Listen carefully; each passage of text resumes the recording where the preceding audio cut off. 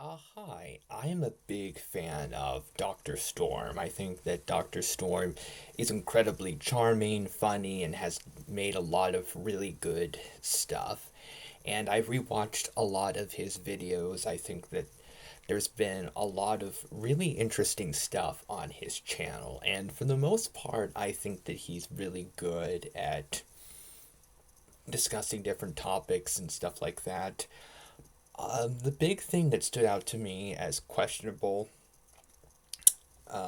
is his criticism towards Hazbin Hotel. And I want to make it clear, if you don't like Hazbin Hotel, I think that's perfectly okay. And if Dr. Storm and his fans don't agree with my points, that is perfectly okay. I am definitely a fan of Dr. Storm's. I want his channel to succeed, to get lots of subscribers, to do super well. I feel like giving out my personal opinions about his take on Hazbin Hotel because he seems to not be a fan of it overall. His reviews seem to imply somewhat mixed feelings, but it does seem leaning more towards not liking it than liking it, which is perfectly okay. I love Hazbin Hotel. It's one of my favorite cartoons. It's one of my favorite shows in general. But I am perfectly okay with people not feeling the same way that I do. His criticism towards Hazbin Hotel, I think it makes sense, but there are some things that I really disagree with. Dr. Storm seems to go somewhat for what somebody like SK does, although not to the same extent, of pointing out characters not making the most logical choices. And as a reviewer, I understand why that would make sense, but I don't think that it's a big deal if there are some scenes where a character makes a choice that doesn't fit the best, or if a character fails to notice something, if it conveniences the plot enough. Because I would rather have really interesting, cool stuff happen in the plot than everything makes sense, but things are kind of boring.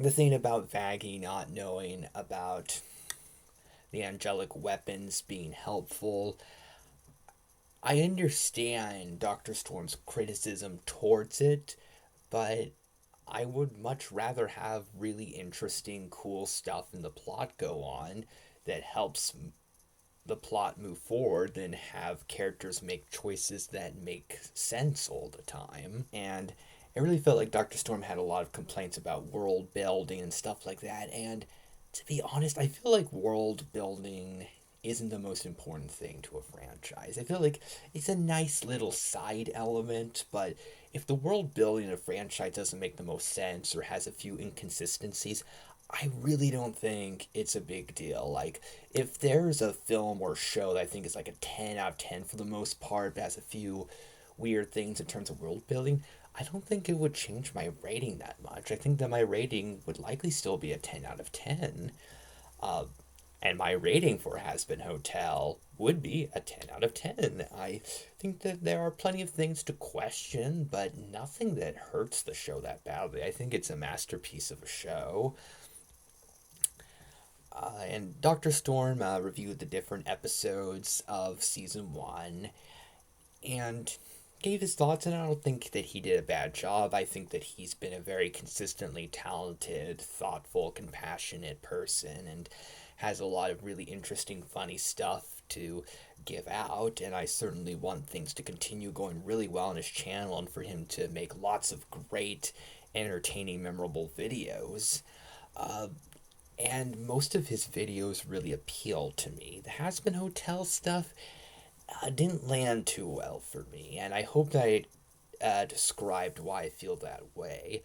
I don't think that they're awful reviews or anything like that. I haven't seen anything on Dr. Storm's channel that I thought was bad. Maybe certain moments where I think he goes too far in criticizing some people, but I think that Dr. Storm has been very consistently talented, hilarious, and a delight to watch, and so I really do want his channel to go very well. And I hope that the thoughts I have about his Hazbin Hotel reviews are okay, and you can let me know what you think.